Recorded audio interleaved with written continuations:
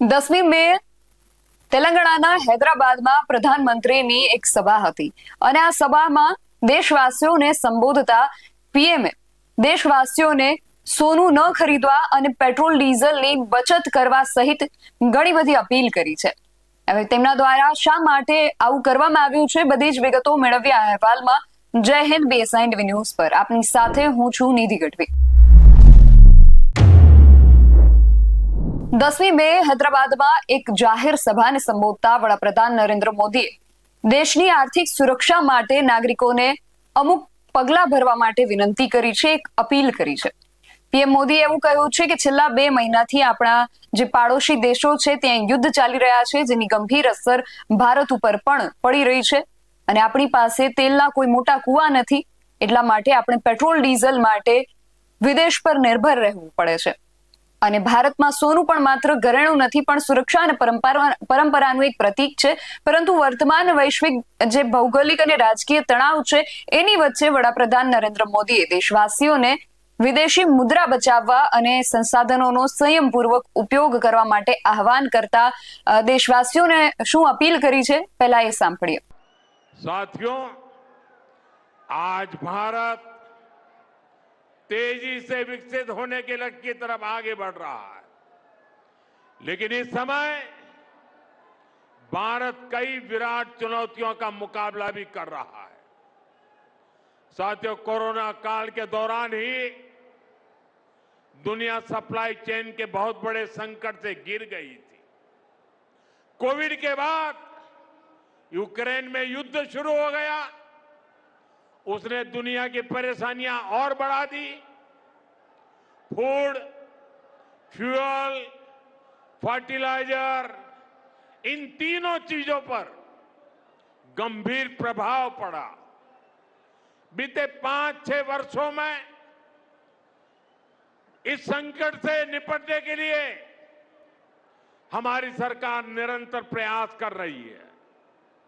आपको याद होगा, उस समय और आज भी फर्टिलाइजर की एक बोरी दुनिया में 3-3 हजार रुपये में बिक रही थी। एक बोरी का 3,000 रुपया, कितना आप बताएंगे? एक बोरी का कितना? आंकड़ा नहीं, बोलिए मुंह से। 3,000 रुपया एक बोरी का। कितना? एक बोरी का कितना? एक बोरी का कितना? और भारत के किसानों को वही खाद की बोरी 300 से भी कम रुपये में दी जा रही है। 3,000 के सामने 300 रुपये में। सप्लाई चेन की इन मुश्किलों के बीच पिछले 2 महीने से हमारे पड़ोस में ही इतना बड़ा युद्ध चल रहा है। इसका असर पूरी दुनिया पर पड़ा है और भारत पर तो और भी गंभीर असर हुआ है। साथियों, भारत के पास बड़े बड़े तेल के कुएं नहीं है।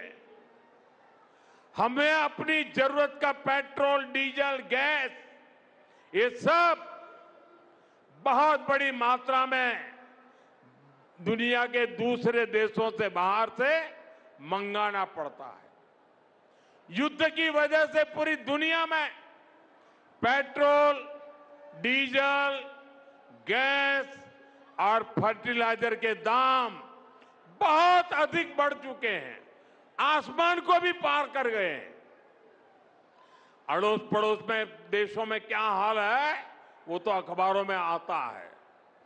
भारत सरकार इस युद्ध के पिछले 2 महीनों से देशवासियों को इस संकट से बचाने के लिए लगातार प्रयास कर रही है।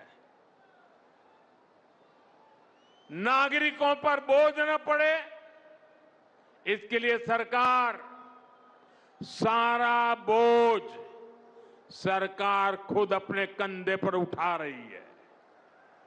लेकिन साथियों, जब सप्लाई चेन पर संकट लगातार बना रहे तो हम कितने भी उपाय कर लें, मुश्किलें बढ़ती ही जाती है।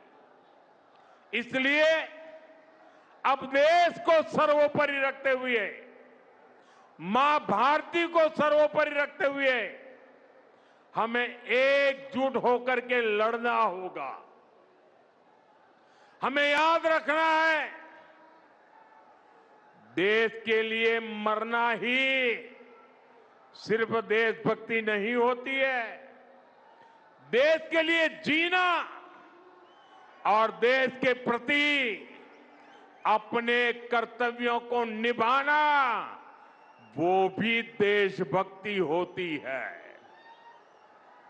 इसलिए वैश्विक संकट के इस समय में हमें कर्तव्यों को सर्वोपरि रखते हुए कुछ संकल्प लेने होंगे और उन संकल्पों को पूरे समर्पण भाव से पूरा करना होगा।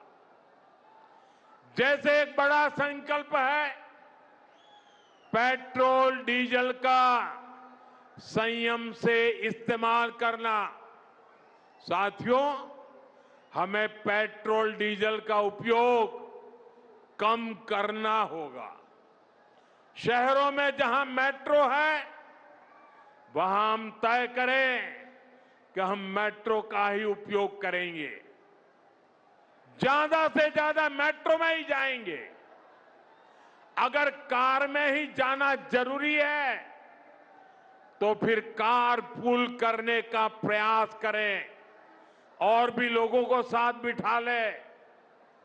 अगर हमें कहीं सामान भेजना हो तो कोशिश करनी है कि वह ज्यादा से ज्यादा रेलवे गुड्स के जो ट्रेन होती है रेलवे की सर्विसेज से भेजें, ताकि इलेक्ट्रिक रेलवे होने के कारण पेट्रोल डीजल की जरूरत नहीं पड़ती है।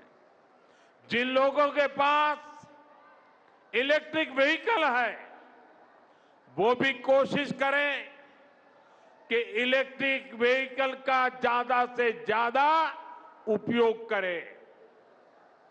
साथियों, हमने कोरोना के समय में वर्क फ्रॉम होम की, ऑनलाइन मीटिंग्स की, वीडियो कॉन्फ्रेंस की, ऐसी अनेक व्यवस्थाएं विकसित की और हमें आदत भी हो गई थी।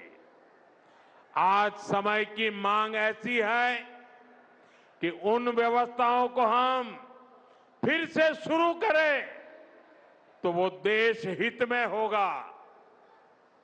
Work from home, online conferences, virtual meetings, इनको हमें फिर से प्राथमिकता देनी है। साथियों, आज जो संकट है उसमें हमें विदेशी मुद्रा बचाने पर भी बहुत जोर देना होगा, क्योंकि दुनिया में पेट्रोल डीजल इतना ज्यादा महंगा हो गया है, पहले से कई गुना ज्यादा कीमतें बढ़ गई है। तो हम सबका दायित्व है कि पेट्रोल डीजल की खरीद पर जो विदेशी मुद्रा खर्च होती है, पेट्रोल डीजल बचाकर हमें वो मुद्रा भी बचानी है। इसके लिए हमारे छोटे छोटे प्रयास भी देश की बहुत मदद कर सकते हैं। जैसे आजकल जो विदेशों में शादियों का, विदेशों में घूमने का, विदेशों में वैकेशन पर जाने का मिडिल क्लास में कल्चर बढ़ता जा रहा है। हमें तय करना होगा कि जब ये संकट का काल है और हमारी देशभक्ति हमें ललकार रही है, तो कम से कम 1 साल के लिए हमें विदेशों में जाने की बातों को टालना चाहिए। भारत में बहुत सारी जगह है, वहां हम जा सकते हैं। बहुत कुछ भारत में किया जा सकता है। इस बेटी को नीचे बिठाइए, उसे थक जाएगी। उस बेटी को बिठाइए। वो थैंक यू बेटा, थैंक यू। बैठिए, आप नीचे बैठिए। मैंने देख लिया बेटा, उसको देख लिया। अब आप बैठ जाइए। हाँ, इस छोटी बच्ची को क्यों परेशान करते हो भाई? इन बच्चों को बैठने दीजिए प्लीज। बच्चों को परेशान मत कीजिए जी। साथियों, हमें विदेशी मुद्रा बचाने के जो भी रास्ते हम लोग अपना सकते हैं, हमें बचाना होगा। साथियों, गोल्ड यानी सोने की खरीद एक और पहलू है जिसमें विदेशी मुद्रा बहुत अधिक खर्च होती है। एक जमाना था जब संकट आता था, कोई युद्ध होता था, तो लोग देश हित में सोना दान दे देते थे। आज दान की जरूरत नहीं है, लेकिन देश हित में हमको ये तय करना पड़ेगा कि साल भर तक घर में कोई भी फंक्शन हो, कोई भी कार्यक्रम हो, हम सोने के गहने नहीं खरीदेंगे, सोना नहीं खरीदेंगे। विदेशी मुद्रा बचाने के लिए हमारी देशभक्ति हमें चुनौती दे रही है और हमें इस चुनौती को स्वीकार करते हुए विदेशी मुद्रा को बचाना होगा। साथियों, ये समय एक और बड़े सबक का भी है।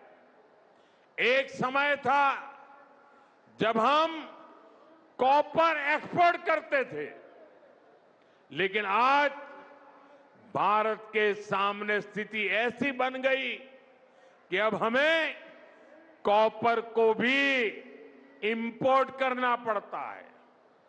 हमारे देश में हड़तालें करवाकर कॉपर प्लांट्स को ठप करवा दिया गया और अब हालत ये हो गई कि हमें कॉपर बाहर से मंगाना पड़ता है और उसमें विदेशी मुद्रा खर्च होती है। इसलिए मैं ऐसे सभी श्रमिक समूह मजदूर संगठनों से भी कहूंगा कि हमें ऐसी बातों का जरूर ध्यान रखना चाहिए।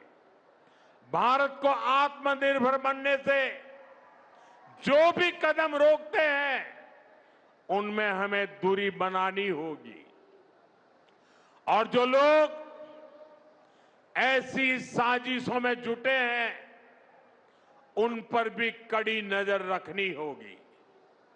मैं देश की अदालतों से भी आग्रह करूंगा कि ऐसी स्थिति आने पर देश हित में हमें कोई ना कोई रास्ता निकालने की तरफ बढ़ना चाहिए। साथियों, ऐसे ही खाने के तेल का भी है।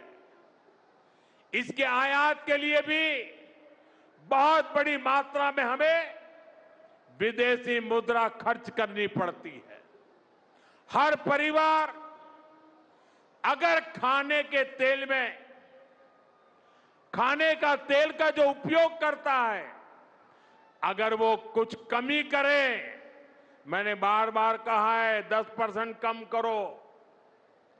अगर हम तेल खाना कम करें ना, तो भी वो देशभक्ति का बहुत बड़ा काम है।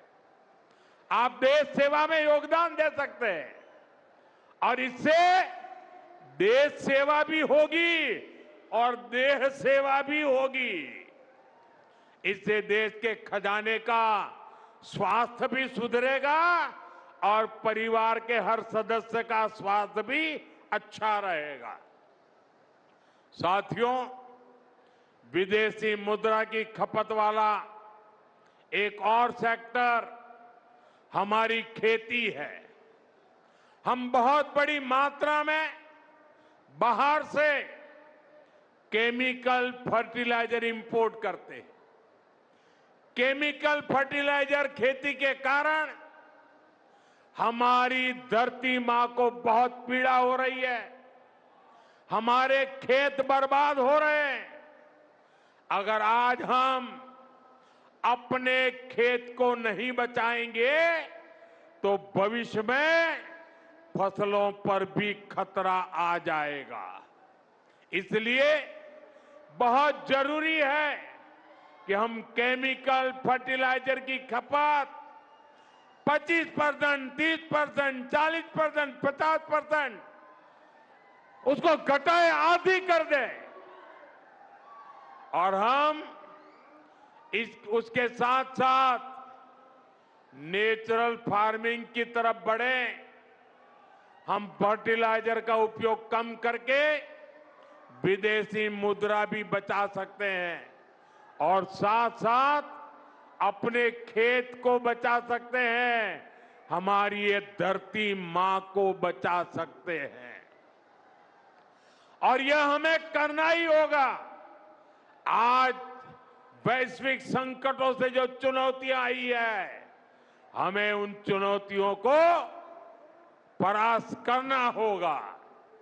साथियों, भारत सरकार खेतों में डीजल पंप की जगह सोलर पंप की योजना चला रही है। हम खेतों में डीजल पंप की जगह सोलर पंप का उपयोग करने का जोर देना होगा। मैं कोविड काल में भी आग्रह करता था कि हम स्थानीय चीजें खरीदें, वोकल फॉर लोकल के मंत्र को लेकर चले। हम मेड इन इंडिया चीजें खरीदकर भी विदेशी मुद्रा बचा सकते हैं और हमारे देश में स्थानीय उत्पादन की कोई कमी नहीं है। चाहे जूते हो, पर्स हो, बैग हो, हमें स्वदेशी पर बल देना चाहिए। और मैं ये नहीं कह रहा कि जो आपके पास विदेशी चीजें खरीदी हुई है, विदेशी ब्रांड की है, उनको जाकर के फेंक दो, ऐसा मैं नहीं कह रहा हूं। लेकिन मेरा आग्रह है कि नए विदेशी प्रोडक्ट हमें नहीं खरीदने चाहिए। और वाकई हमें कई बार अंदाजा तक नहीं होता कि रोजमर्रा की कितनी सारी चीजें विदेशी है जो हम ऐसे ही यूज कर रहे हैं। और साथियों, जब मैं बात स्वदेशी की करता हूं तो लोगों को लगता है कि दिवाली के दिए खरीदो मतलब स्वदेशी हो गया। ये तो भ्रम फैलाने वाली बातें हैं, इससे सफलता नहीं मिलती है। हमें घर के उपयोग में आने वाले सामान की लिस्ट बनानी है, देखना चाहिए कितनी विदेशी चीजें घुस गई है, पता ही नहीं है। कैंची हो, कंघी हो, छोटी छोटी चीजें, टूथपिन, टूथब्रश, कितना सारा सामान विदेश से हमारे घर में घुस गया है। फिर इस लिस्ट से हमें हो सके उतना जल्दी સ્વદેશી में બદલના चाहिए। પીએમ મોદીએ જે અમુક મુદ્દાઓને ધ્યાનમાં રાખવા કહ્યું છે, એમાં એક તો વર્ક ફ્રોમ હોમની તેમણે વાત કરી કે ઈંધણ બચાવવા માટે ફરીથી વર્ક ફ્રોમ હોમ અને ઓનલાઈન મીટિંગ્સને પ્રાથમિકતા આપવાનું તેમણે વિનંતી કરી છે। સાથે જ સૌથી મહત્વનો જે મુદ્દો હતો, આ બધા જ અપીલ એમણે જે કરી હતી, એમાં જે કેન્દ્ર સ્થાને જે મુદ્દો હતો એ હતો વિદેશી મુદ્રાની બચત। પેટ્રોલ, ડીઝલ અને જે આપણા ઈંધણ છે એનો ઉપયોગ ઘટાડીને મોંઘા ભાવે આપણે વિદેશમાંથી જે આયાત કરીએ છીએ જે ઈંધણની, એની પાછળ જે ખર્ચાથી વિદેશી મુદ્રા છે એને બચાવવા માટે દરેક નાગરિકને પીએમ મોદીએ અપીલ કરી છે। સાથે જ વૈશ્વિક જે યુદ્ધો ચાલી રહ્યા છે, પાડોશી દેશમાં જે યુદ્ધો ચાલી રહ્યા છે, એના કારણે ખાતર અને ગેસના ભાવ પણ આકાશે પહોંચી ગયા છે, એની અસર પણ ભારત ઉપર પડી રહી છે। એટલા માટે પીએમ મોદીએ આ અપીલ કરી છે।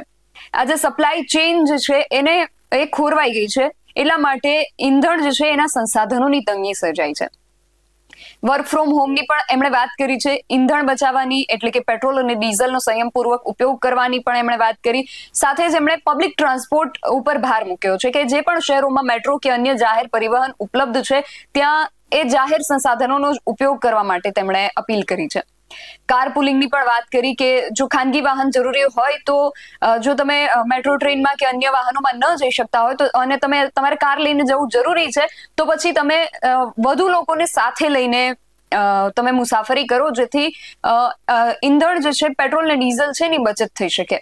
અને અત્યારે મિડલ ક્લાસ જે ફેમિલી છે એમાં જે વિદેશ જવાનું અત્યારે ચલણ વધી ગયું છે એને લઈને પણ એમણે વાત કરી કે 1 વર્ષ સુધી વિદેશ ફરવા જવાને બદલે અથવા તો વિદેશમાં જે લગ્ન થતા હોય છે એને ટાળવા માટે એમણે દેશવાસીઓને અપીલ કરી છે અને એના બદલે દેશમાં જ પર્યટન વધારો જેથી વિદેશી મુદ્રા જે છે એની બચત થઈ શકે. બિનજરૂરી આ બધા જે ખર્ચો છે એને ઘટાડીને દેશની જે આર્થિક મજબૂતી છે એમાં યોગદાન આપવા માટે એમણે અપીલ કરી છે. અને સૌથી મહત્વપૂર્ણ વાત જે એમણે કરી છે કે 1 વર્ષ સુધી સોનું ન ખરીદવાનો સંકલ્પ લેવાનું પ્રધાનમંત્રી મોદીએ દેશવાસીઓને અપીલ કરી છે. એમણે કહ્યું છે કે ઘરમાં કોઈ પણ પ્રકારનો પ્રસંગ હોય, કોઈ પણ અવસર હોય, સોનું ખરીદવાનું ટાળો. 1 વર્ષ સુધી સોનું ન ખરીદવા તેમણે અપીલ કરી છે. અને આ બધી બાબતમાં આવા બધા જે પગલાં છે એને લઈને ભારતને આત્મનિર્ભર બનાવવામાં મદદ કરવા માટે એમણે અપીલ કરી છે. હવે ભારતીયો માટે સોનાથી દૂર રહેવું તો આમ તો સરળ નથી, કારણ કે સોનું છે એ માત્ર કોઈ સંસાધન નથી, એ ભારતવાસીઓની ભાવનાઓ સાથે જોડાયેલું એક તત્વ છે. પરંતુ અત્યારની જે પરિસ્થિતિ છે એમાં વડાપ્રધાનની અપીલ દેશહિતમાં છે. હવે જો રોકાણની સંસ્કૃતિ બદલાય અને લોકો ડિજિટલ વિકલ્પો તરફ વળે તો ભારત આર્થિક રીતે વધુ સદ્ધર બની શકે છે એવી શક્યતાઓ જે છે નિષ્ણાંતો દ્વારા વ્યક્ત કરવામાં આવી રહી છે. હવે જોવાનું એ રહેશે કે પ્રધાનમંત્રી દ્વારા દેશવાસીઓને આજે અપીલ કરવામાં આવી છે એમાં લોકો કેવો એમને પ્રત્યુત્તર આપે છે. તમારું આ સમગ્ર વિષયને લઈને શું માનવું છે અમને કમેન્ટ કરીને ચોક્કસથી જણાવજો. આવા જ વધુ અહેવાલો સાથે મળતા રહીશું. તમે મારી યુટ્યુબ ચેનલને સબસ્ક્રાઇબ કરવાનું અને અમને ફેસબુક અને ઇન્સ્ટાગ્રામ પર ફોલો કરવાનું ભૂલશો નહીં. બાકી અવનવી અપડેટ્સ માટે આપ જોતા રહો BS9 TV ન્યૂઝ. નમસ્કાર.